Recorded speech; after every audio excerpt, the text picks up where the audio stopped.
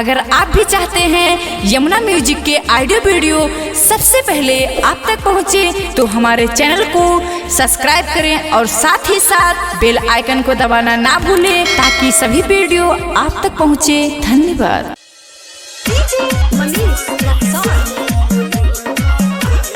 माँ Vaishno recording studio Delhi.